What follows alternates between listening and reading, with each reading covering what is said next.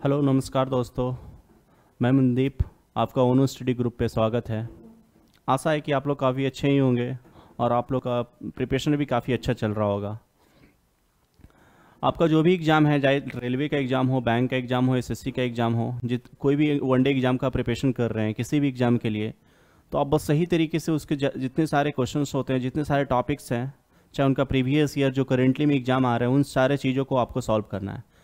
जैसा कि मैं आप लोग को मैथ्स पढ़ा रहा हूँ, एक तरफ तो मैं आपको बेसिक जो टॉपिक वाइज होता है, मैंने परसेंटेज से स्टार्ट किया, वो मैं परसेंटेज को कंप्लीट करके आगे फिर next topic profit and loss ये एस आई पे चलूँगा। तो वो टॉपिक वाइज तो मैं आपको पढ़ा ही रहा हूँ। एक तरफ और मैं आप लोग को बस जो भी एग्ज़ाम से रिलेटेड है, जिनको एग्ज़ाम अभी देना है, चाहे वो रेलवे का सेकेंड फेज़ देना हो एग्ज़ाम, चाहे वो सीजीएल का मेंस एग्ज़ाम देना हो, चाहे एमटीएस हो, जीडी हो, कुछ भी एग्ज़ाम के लिए आपको प्रिपरेशन करना हो, चाहे वो बैंकिंग कहीं क्यों ना एग्ज़ाम हो, तो उस चीज़ से ओरिएंटेड मैं उनका प्रीवियस ईयर पेपर करा रहा हूँ। तो आज मैं आपके लिए सीजीएल का मैथ्स का पेपर लेके आया हूँ। इसमें आप टोटली बस सीजीएल का मैथ्स का पेपर आएगा, ये रेगुलर आएगा आपको चाहे 10 क्वेश्चन 15 क्वेश्चन जो भी आपके सामने आए। तो इससे आपको क्या होगा कि आपका यदि टीयर 2 एग्ज़ाम होगा तो उसमें अच्छा परफॉर्म कर सकते हो। जितने भी रिलेटेड एग्जाम होगा, चाहे ईजी हो पेपर हो, चाहे टफ हो, सारे आपको डील करूँगा।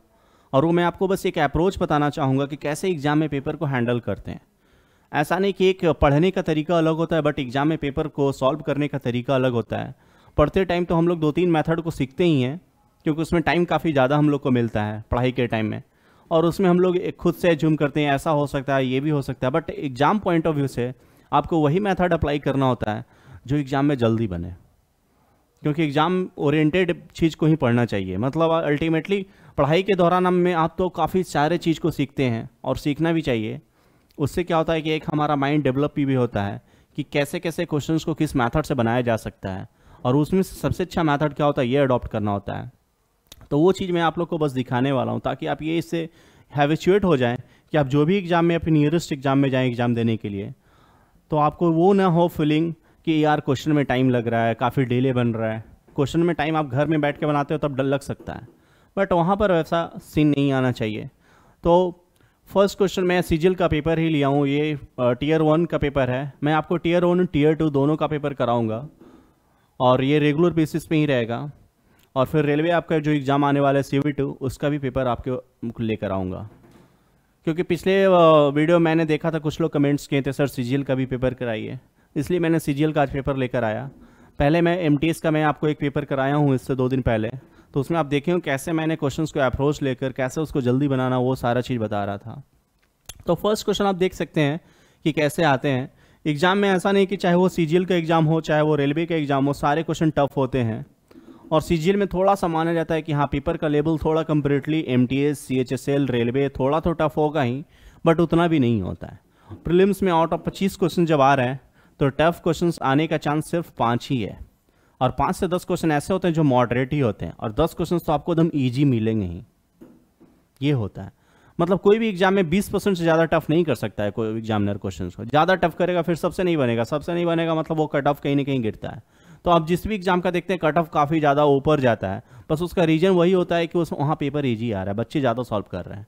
तो आप अपने प्रैक्टिस के ऊपर ध्यान दें कि कैसे बनाया जाता है। तो फर्स्ट क्वेश्चन यहाँ पे आप देख सकते हैं आपके स्क्रीन के ऊपर, या आप इसको सॉल्व भी कर सकते हैं। टाइम एंड वर्क का सवाल है ये, और इसको हम लोग कैसे सॉल्व करते हैं ये सारे चीज़ को देखिए। यहाँ क्या बोल रहा है, A and B together can do a piece of work in 6 days. A और बी जो है दोनों मिलकर काम को कितना दिन में कर रहा है, 6 दिन में कर रहा है। ए अकेले उस काम को 9 दिन में फिनिश कर दे रहा है, तो बताइए बी कितना टाइम मिलेगा। टाइम एंड वर्क का सबसे इजी सवाल है, फर्स्ट टाइप का ही सवाल होता है ये। टाइम एंड वर्क भी जब मैं आप लोग को पढ़ाऊंगा तो उसमें कैसे 5-10 तरह के टाइप के सवाल होते हैं, और उसके बाद फिर उसमें मिक्स टाइप के सवाल जो आते हैं वो सारी चीज़ को सॉल्व करना होता है। तो ए और बी दोनों मिलकर काम को फिनिश कितने दिन में कर रहा है, 6 दिन में, और ए अकेला उस काम को कितने दिन में कर रहा है, 9 दिन में। तो सबसे पहले इसमें क्या होता है कि एलसीएम जब हम लोग लेंगे तो 6 और 9 का एलसीएम कितना आ गया, 18, मतलब टोटल वर्क कितना हो गया, 18 यूनिट है। और ए का एफिशिएंसी कितना हो जाएगा, टोटल 18 काम 6 दिन में कर रहा था, कहीं ना कहीं 3 यूनिट पर डे काम कर रहा होगा, 3 यूनिट पर डे से काम कर रहा होगा ये। ए का एफिशिएंसी एक दिन में 3 काम करने का हो गया। बी का एफिशिएंसी कितना हो जाएगा, 18/9 मतलब 2 यूनिट हो गया। अभी तो मैं आपको इतना थोड़ा सा डिटेल लिख भी दे रहा हूँ कि unit per day, but exam point of view से नहीं लिखना होता उतना। आप जितना भी कम से कम लिखें और क्वेश्चंस को माइंड में करने की कोशिश करें। तो ए प्लस बी दोनों का मिलाकर एफिशिएंसी 3 है और ए का अकेले एफिशिएंसी एक दिन का कितना है, 2 यूनिट है। तो कहीं ना कहीं बी का कितना रहा होगा, 1 यूनिट रहा होगा। बी एक दिन में 1 काम कर रहा होगा, क्योंकि दोनों मिलकर एक दिन में 3 काम कर रहा है। ए अकेले 2 काम कर रहा था, बी अकेले कहीं ना कहीं एक दिन में 1 काम कर रहा होगा। और टोटल यदि हम बी को ही काम करने बोले, क्वेश्चन में यही पूछा number of days we will take to do it alone, तो टोटल बी को अकेले काम करने के लिए 18 काम करने के लिए कितना दिन लगेगा, तो 18 दिन लगेगा। 18/1 करेंगे तो 18 ही आएगा। तो ऐसा अब बच्चे इस तरह के सवाल में जब टाइम वेस्ट करना स्टार्ट करेंगे तो फिर जब उनको और थोड़ा सा अच्छा सवाल मिलेगा तो फिर वहाँ पर क्या होगा। तो ऐसे ऐसे क्वेश्चन में प्लीज़ टाइम ना वेस्ट करें, इसको 20 और 30 सेकंड में ही करके निकलना चाहिए। नेक्स्ट क्वेश्चन आपका क्या है, the length of 2 parallel sides of trapezium 16 and 20 metre, if its height is 10 metre, the area of a square. मतलब एक ट्रेपीजियम है, ट्रेपीजियम हम लोग इसी को बोलते हैं जिसमें 2 पैरेलल साइड इक्वल होता है, 2 साइड पैरेलल होता है, 2 नॉन पैरेलल साइड होता है। ABCD एक ट्रेपीजियम हो गया, ABCD। जब हम लोग ट्रेपीजियम पढ़ेंगे तो ट्रेपीजियम में बहुत सारा कंसेप्ट होता है। आइसोसेल्स ट्रेपीजियम होता है कि उसमें कैसे हम लोग फाइंड करते हैं, दोनों नॉन पैरेलल साइड का लेंथ को कैसे फाइंड करते हैं, ये सारा चीज़ कंसेप्ट इसमें आता है। तो इसमें क्या गिवन है, पहले वो डाटा को देखें। ये है 16 तो और ये है 20 और हाइट भी गिवन कितना दिया हुआ है, 10 मीटर। तो सब इसका आप लोग एरिया का फॉर्मूला आप जानते ही होंगे कितना होता है, half into sum of the parallel side, sum of parallel side, जो भी उसका पैरेलल साइड है उसका जोड़, और मल्टीप्लाई में क्या करेंगे, हाइट, जो उसका हाइट गिवन है। तो सारा डाटा यहाँ पे गिवन है 1/2, जो पैरेलल साइड है उसको ऐड करेंगे कितना होगा, 16 + 20 कितना हो जाएगा, 36 और गुना 10, और ये इससे कैंसिल आउट होगा तो 18 आएगा। मतलब 18 गुना 10 कितना हो गया, 180। ये सब सवाल एकदम बेसिक फार्मूला पे पूछा गया है, ऐसा नहीं कि बहुत कुछ है इसमें 30 मतलब तीर मारना ये करना। मैं तो आपको ये, चलो जब मैं बता रहा हूँ तो आपको फिगर भी ड्रॉ किया, बस इसमें फिगर भी नहीं ड्रॉ करना था, बस ये फाइनल स्टेप लिखना था। अब आपको फाइनल स्टेप लिखना हो तो क्या मतलब कुछ लगेगा, बस डाटा पढ़ रहे हैं कि 16, 20, 10 ये है, तो वो भी आपका 5-10 सेकेंड यहाँ भी बच गया। तो टाइम को ऐसे ही बचाया जाता है। और जितने भी आप छोटे बहुत सारे एग्जाम में देखते होंगे, खासकर जो भी छोटे छोटे एग्जाम होते हैं, वहाँ पे मैथ्स का लेवल उतना भी टफ नहीं होता है। चाहे GD का पेपर हो, चाहे MTS का पेपर हो, वो उतना टफ कर ही नहीं सकता है। पेपर को टफ करेगा तो फिर बच्चे बना नहीं पाएंगे। वो एग्जाम ही ओरिएंटेड होता है 10th लेवल बेसिस पर। तो वहाँ पर वो एग्जामिनर समझते हैं कि यहाँ पर पेपर को आसान ही देना पड़ेगा। तो जैसे आप चीज़ को सोच, आप बेसिक्स भी अच्छा पढ़े हुए हैं, तब भी आप एग्जाम्स को अच्छे तरीके से निकाल सकते हैं। थर्ड क्वेश्चन की ओर बढ़ें। यहाँ पर क्या है, a discount percentage series of 15%, 20% and 25% equal to the single discount. मतलब एक बार आपको 15% का डिस्काउंट दे रहा है, फिर आपको 20% का डिस्काउंट दिया और फिर 25% का। अब इस क्वेश्चन को बनाने के लिए बहुत लोग बहुत तरीका चलेंगे। 100 मान के भी चलेंगे, 100 से दाम 85 हुआ, 85 से दाम इतना हुआ, फिर उतना घटाते चलेंगे, तब निकालेंगे फाइनली कितना हुआ। लेकिन देखा जाएगा टाइम कहीं न कहीं अलग अलग। पहले हम 15 और 20 का ओवरऑल डिस्काउंट देख लेते हैं। तो 15 और 20 करेंगे तो उसके बाद फिर क्या हो जाएगा, 15 × 20/100। ये तो दोनों निगेटिव साइन में ही होगा क्योंकि डिस्काउंट है, तो कहीं ना कहीं निगेटिव साइन लेके चलेंगे। यहाँ प्लस 20 500, ये 3 बार में कट गया।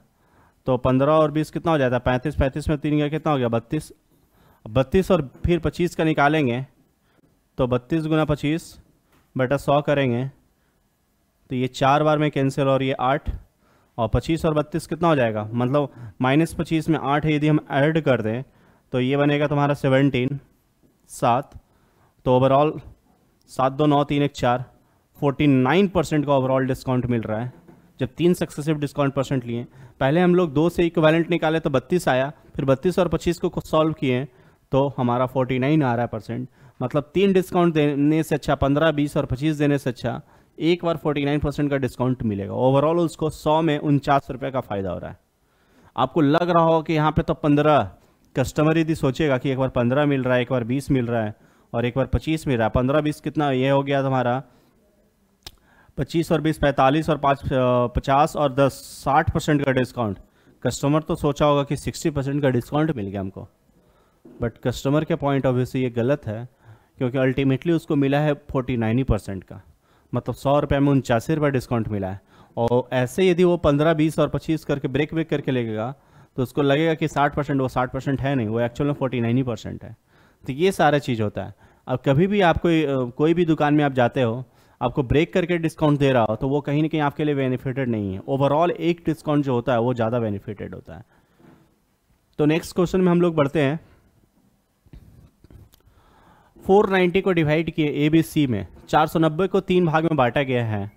490 को ए बी और सी में बांटा गया है, A B and C, such that A share is half that of B and thrice that of C. A का जो शेयर है,